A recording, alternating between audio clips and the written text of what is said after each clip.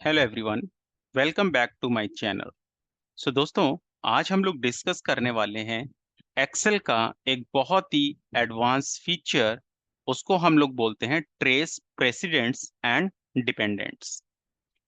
तो trace presidents और dependents basically आपको हेल्प करते हैं कि अगर आप अपनी शीट में कहीं भी किसी सेल को अगर आप फॉर्मूले में यूज करते हैं तो आप उसका रेफरेंस कैप्चर कर सकते हैं कि वो सेल आपकी किस शीट से किस फॉर्मूले में यूज हुई है। तो यहाँ पर मेरे पास एक डेटा सेट है जहां पर मेरे पास मंथ वाइज एंड उस मंथ में कितने नंबर ऑफ वर्क डेज हैं टोटल, और प्राइस क्या है, प्रोडक्ट की क्वांटिटी, ये सारी कैलकुलेशन है। और मैंने यहाँ पर बॉटम में जो जैन से अगस्त का टेबल बनाया है, इसमें मैंने यहाँ पर पर डे की कैलकुलेशन की है। तो जो पर डे की कैलकुलेशन मैंने की है वो प्राइस और a product is divided by the number of days. तो जैसे मैं आपको यहाँ पर फॉर्मूले में दिखाता हूँ कि मैंने जो फर्स्ट फॉर्मूला यहाँ पर लगाया कि price is divided by the number of days, तो उसने मुझे प्राइस पर डे कैलकुलेट करके दे दिया। इसी तरीके से मैंने यहाँ पर प्रोडक्ट वन के लिए पर डे कैप्चर किया, product two and so on. अब दोस्तों, अगर मुझे यहाँ पर कैप्चर करना है कि मैं यहाँ पर टोटल प्रोडक्शन पर अगर मैं आऊं, जो कि आपका कॉलम जी है, मैंने टोटल प्रोडक्शन में कुछ इस तरीके का फॉर्मूला लगाया।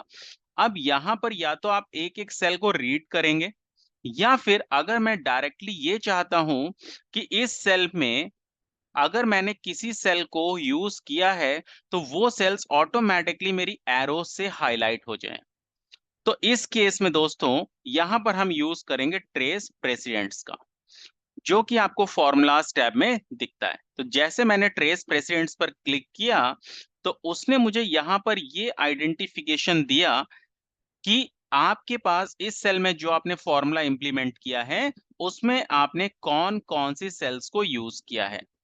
तो यहाँ पर जो आपको ये ब्लू लाइन दिख रही है, अगर आप इसकी डायरेक्शन देखेंगे तो इसकी डायरेक्शन आपकी G4 सेल की तरफ है। तो यहां से आपको ये पता चल रहा है दोस्तों कि जो G4 जो आपकी सेल है उसमें आपके पास जो फॉर्मूला लगा हुआ है उसमें कौन कौन सी सेल्स को यूज किया है। जैसे आप यहाँ पर देख पा रहे हैं कि यहाँ पर मैंने D4 को यूज किया है, E4 को यूज किया है और F4 को यूज किया है।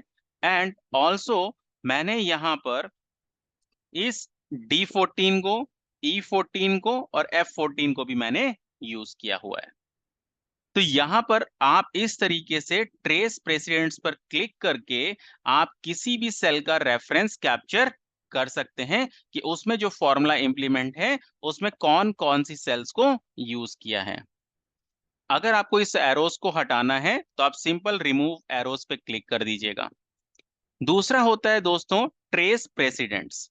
अगर यहाँ पर जो ये टोटल प्रोडक्शन है, अब यहाँ पर ये जो आपके पास टोटल प्रोडक्शन यानी कि सपोज G4 जो सेल है, अब मुझे ये देखना है क्या इस G4 सेल को मैंने कहीं और किसी फॉर्मूले में एज अ रेफरेंस यूज किया है।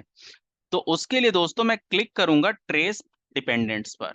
तो जैसे ही मैंने ट्रेस डिपेंडेंट्स पर क्लिक किया तो उसने मुझे यहां से एक रेफरेंस दिखाया। ये आपको जो सर्कल दिखता है ये आपका स्टार्ट पॉइंट होता है, और इसकी डायरेक्शन जो मूव हो रही है वो आपको एरो में रिफ्लेक्ट होती है।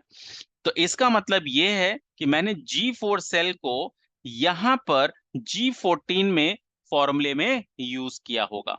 तो अगर मैं आपको G14 पर यहां पर लेकर आऊं तो देखिए मैंने यहां पर इस G4 को यूज किया हुआ है, इसलिए उसने मुझे यहां पर हाईलाइट करके दिखा दिया। तो आप ट्रेस डिपेंडेंट्स और ट्रेस प्रेसिडेंट्स की मदद से आप ये आइडेंटिफाई कर सकते हो कि जो आपने फॉर्मूला यूज किया है वो कहां से किन सेल्स का रेफरेंस है, या उस सेल को क्या आपने कहीं और यूज किया है।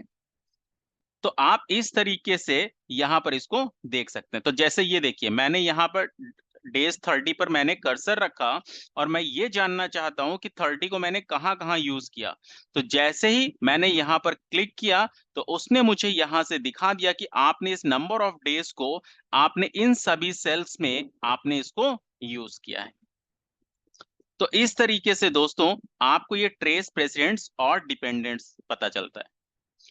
अब यहां पर दोस्तों एक और भी चीज है कि अभी तो यहां पर मैंने आपको दिखाया कि जो भी मैंने सेल्स यूज किया है फॉर्मूले में वो मैंने सेम शीट में किया है, लेकिन अगर मैंने इन फॉर्मूलेस को किसी और शीट से अगर पिक किया होगा तो वो किस तरीके से आपको रिप्रेजेंट होंगे।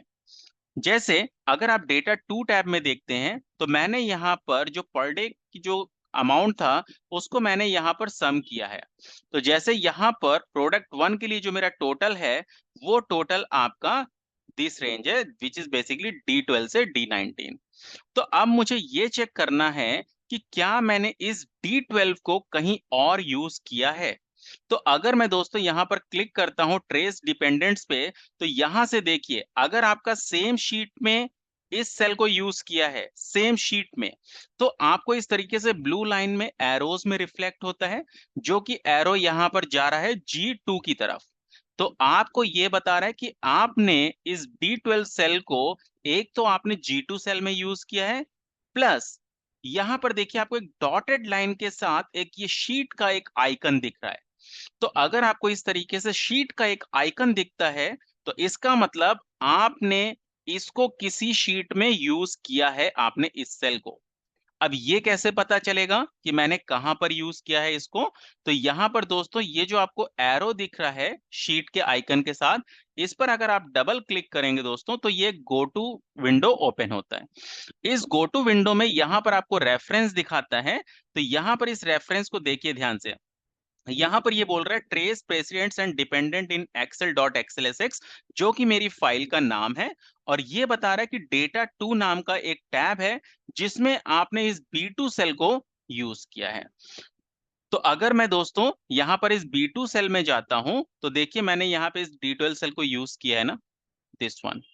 तो अगर आप किसी और शीट से अगर आप रेफरेंस को पिक करते हैं तो दूसरी शीट्स में आपको इस तरीके से शीट का आइकन दिखेगा और आपको इस तरीके से एरो दिखेगा, और आप एरो पे जब डबल क्लिक करेंगे तो आपके पास ये गो टू विंडो ओपन होगी।